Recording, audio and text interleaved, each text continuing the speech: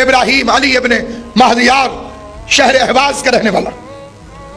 اس کی طرف امام کی زیارت کی یہ تھی کہ اس کے والد نے امام کو دیکھا تھا اور اس نے امام کو نہیں دیکھا تھا. اس نے خالی امام کا ذکر سنا, عالم گھرانے کا فرد, تڑپ گیا. پھر اس نے روایات کو اکٹھا کیا کہ کس تاریخ کو امام کہاں ہوتے, اور اس نے 6 سال سفر کیا امام کی محبت میں. معلوم ہوا کہ حج کے موقع پر امام کعبے میں آ جاتے ہیں, یہ کعبے چلا گیا. اور ظاہر ہے کہ آج کل کا حج تو بڑا آسان ہے, 40 دن پھر بھی لوگ مشکل سے نکالتے ہیں, 7-8 دنوں میں بھی لوگ حج کر کے واپس آ جاتے ہیں. وہ ایک مہینہ پہلے, ایک مہینہ بعد وہاں پہ رہا کہ امام علیہ السلام کو, ایک تو روایت ہے کہ جب کعبے کے اندر بارش برس پڑے, بادل آ جائیں, بارش برس پڑے, تو امام اس وقت طواف فرما رہے ہوتے. جب بھی کعبے میں بارش ہو, کعبے کی چھت پر بارش کے قطروں کا گرنا حجت خدا کے طواف میں ہونے کی دلیل ہے کہ حضرت طواف کے اندر موجود ہے. مسجد جمکران جو امام خواب میں آئے اس کو حکم دیا, مسجد بنی, ہزاروں لوگ فیض یاب ہوتے ہیں. وہاں کے لیے بھی امام علیہ الصلوۃ والسلام کے لیے کہ منگل کا دن گزار کے جو شب آتی ہے, حجت خدا اس میں کسی لمحے کے اندر وہاں پہ تشریف لاتے ہیں. بدھ کے دن مسجد سہلا کے اندر, عراق کے اندر حضرت ضرور تشریف لے کر جاتے ہیں. روایات ہیں کثرت کے ساتھ, علماء نے اسے بیان کیا. اور شب جمعہ تو کوئی ولی ہو, نبی ہو, پیغمبر ہو, وسیع ہو, اس کے لیے مخصوص ہے کربلا معلیٰ. جمعے کے دن نجف اشرف امیر المومنین کے روضہ اطہر سرکار موجود ہوتے ہیں. ہفتے اور اتوار کے دن ائمہ بقیع کے مزارات پر سرکار کا وہاں پہ وجود باب مثلا چل پڑا.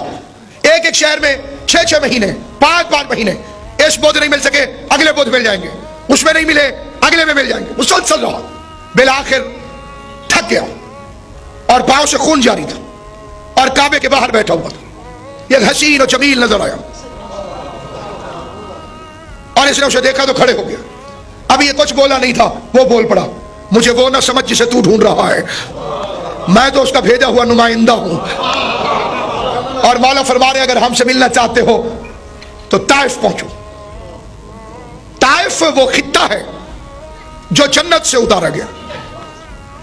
جس نے طواف کیا تھا خانہ کعبہ کا, اس طواف کی وجہ سے اسے کہتے ہیں طائف.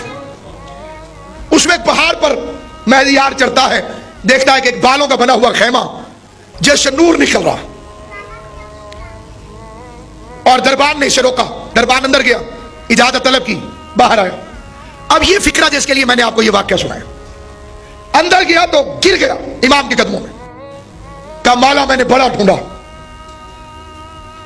اور امام فرما رہے ہیں اتنے عرصے بعد ملنے کیوں آئے. اب دونوں فکروں میں فرق دیکھیے, 6 سال کی اس کی جد و جہد, اور امام شکوہ فرما رہے ہیں میں یار اتنی دیر کیوں لگائی, پہلے آتے اتنا عرصہ, میں جو تمہاری طرف سے واقف تھا. تو مولا مجھے معلوم نہیں تھا کہ آپ کہاں ہیں. تو امام کے چہرے پہ جلال آ گیا کہ اگر تمہیں امام معلوم نہیں ہے پھر ہمارے علاوہ کون ہے جس کا ایڈریس تمہیں معلوم ہو, جس کا پتہ تمہیں معلوم ہو, جس کا راستہ تمہیں معلوم ہو. سنو, ہم تمہارے گھر کی ہر خوشی میں آتے ہیں, ہم تمہارے گھر کے ہر غم میں آتے ہیں. تم روتے ہو تو ہم چپ کرانے کے لیے آتے ہیں, تم ہنستے ہو تو ہم تمہارے پاس ہوتے ہیں. تمہارے اعمال نے تمہیں ہم سے دور کر دیا ہے, تمہارے اعمال ہیں جن کی وجہ سے دوری ہے. تجربہ ہو چکا ہے, 11 معصومین کی شہادت ہو چکی ہے. ساتھیوں کی قلت, انصار کی قلت, سب سے زیادہ اب تک جس معصوم کے ساتھ افراد آئے وہ حضرت امام حسین علیہ السلام. 72 میکسیمم تعداد ہے. امیر کو اتنے نہیں ملے, امام حسن کو اتنے نہیں ملے, امام زین العابدین کو اتنے نہیں ملے, کسی امام کو اتنے ناصر نہیں ملے. اور یہ جو 313 جن میں 50 خواتین شامل, 50 خواتین ہیں 313 کے اندر. جہاد عورتوں میں ساکت ہے, کوئی خود سے میدان میں آ جائے تو اس کی اپنی بادشاہی ہے, اللہ نے منع کیا ہے.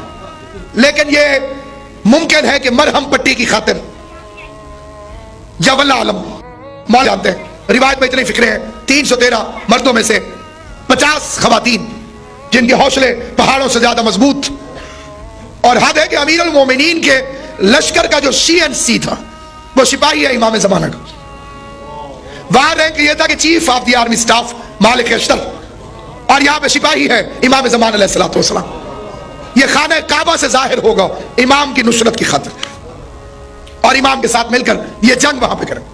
حضرت کمبر حضرت میثم تمار اور صحابہ کہف، ان کی تعداد کو سیکریٹ رکھنے میں کیا حکمت عملی ہو سکتی ہے؟ کیونکہ امام کے لشکر کی سیکریسی کو برقرار رکھنے کے لیے خدا نے اصحاب الکہف کی تعداد کو قرآن مجید میں اس انداز سے کیا، اور حد ہے فکرے کیا کہے کہ وہ اگر 5 ہیں تو چھٹا وہ ہے، 700۔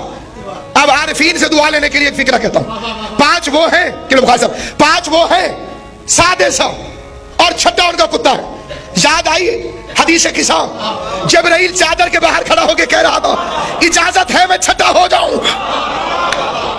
تو ذرا جبرائیل کی لینگویج دیکھیے، اجازت ہے میں چھٹا ہو جاؤں، تو جا جبرائیل اپنے آپ کو اس سے زیادہ نہ سمجھتا ہو، سید الملک ہو کر اس زبان استعمال کی جو قرآن نے اصحاب کہف کے کتے کے لیے استعمال کی، اور ان کا کتا ان کے دروازے پر چپ چاپ بیٹھا ہوا، کتا اور چپ اور بھونکا نہیں، کتا غار میں چپ رہے تو لائق مدحت ہو جاتا اگر وہ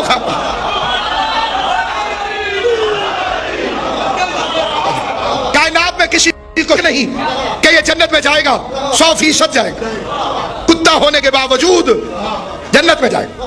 تو آپ سامعین گرامی، امام علیہ السلام کا لشکر طیب و طاہر، اور امام خود کل انشاءاللہ علامات میں آپ کی خدمت میں عرض کروں گا، اور کیونکہ علامات کی تعداد علماء نے 70,000 سے زیادہ بیان فرمائی، 70,000 میں سے 700 چنے، 700 میں سے 70 چنی، اور 70 میں سے 7 چنی۔ یہ 7 جو ہے ان کے لیے ہے کہ حتمی ہیں، کچھ غیر حتمی ہیں، کچھ بعید ہیں، کچھ قریب ہیں، کچھ جلدی ہو جائیں گی، کچھ دیر سے ہوں گی، لیکن میں صرف اسی حصے کو آپ کی خدمت میں پیش کروں گا جس کا اس جاتے ہوئے زمانے سے ہمارا تعلق ہے۔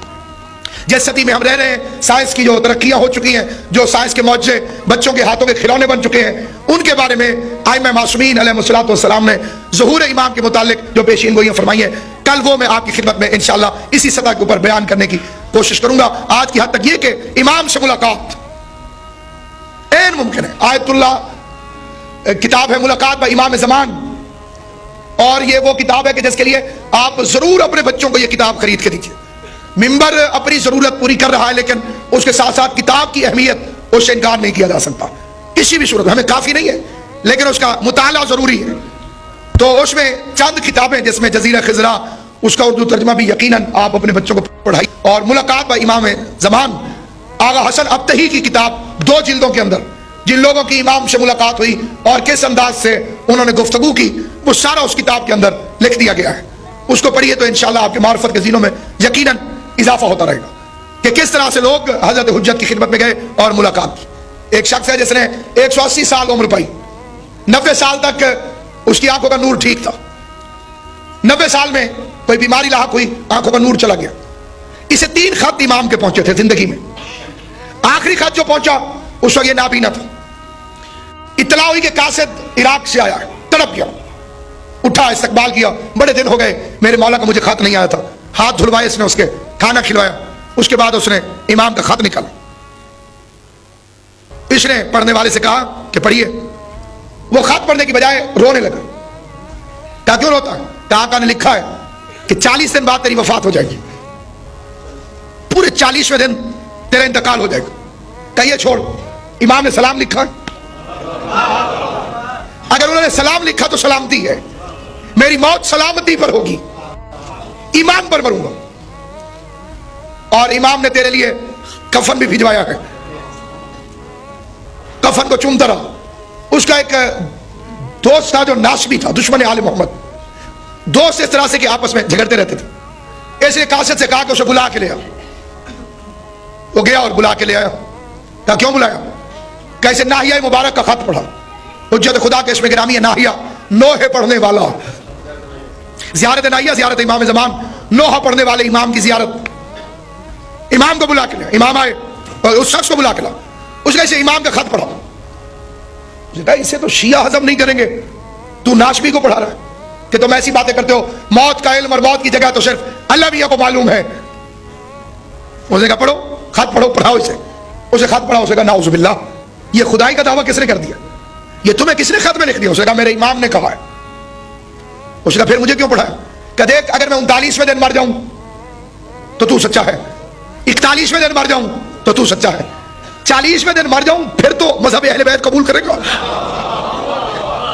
अगर 39वें दिन मर जाऊं, 41वें दिन, एक दिन ऊपर हो जाए एक दिन नीचे हो जाए, फिर तू सच्चा तेरा मजहब सच्चा। और अगर 40 दिन गुजर जाए और 40वें दिन मेरा इंतकाल हो, ये कफन भेजा उन्होंने, उसने मजाक उड़ाना शुरू कर दिया कि शियों के इमाम ऐसे ऐसे दावे करते हैं जो खुदा ही को ज़िम्मा देते।